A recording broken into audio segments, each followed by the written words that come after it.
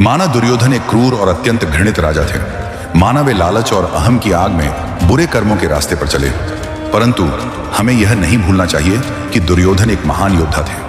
अंतिम युद्ध में उनका सामना हुआ गदाधारी भीम से, जहां वे लगातार भीम पर प्रहार कर रहे थे। भीम, जिनके पास हजारों हाथियों का बल था और जिन्हें गदा चलाने का सबसे अधिक ज्ञान प्राप्त था, वे भी उस दिन दुर्योधन के सामने टिक नहीं पाए।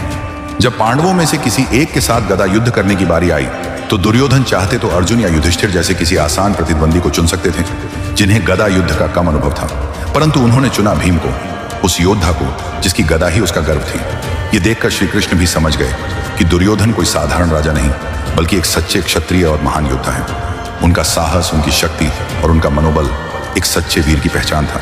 लेकिन जब भीम उनके सामने टिक नहीं पा रहे थे तो पांडवों की विजय के लिए श्री कृष्ण ने दुर्योधन की जांघ पर वार करने का संकेत दिया, जो कि युद्ध के नियमों के विरुद्ध था, और इसी तरह एक वीर योद्धा को छल से हराया गया। श्री कृष्ण जानते थे कि दुर्योधन अधर्म के मार्ग पर हैं, इसलिए यह उनका नियत अंत था, परंतु फिर भी वे दुर्योधन के साहस से प्रसन्न थे, क्योंकि उनका जज्बा, उनकी वीरता और उनका मनोबल वास्तव में महान था। ऐसी और इंटरेस्टिंग वीडियो के लिए हमें सब्सक्राइब करें और लाइक करना ना भूलें।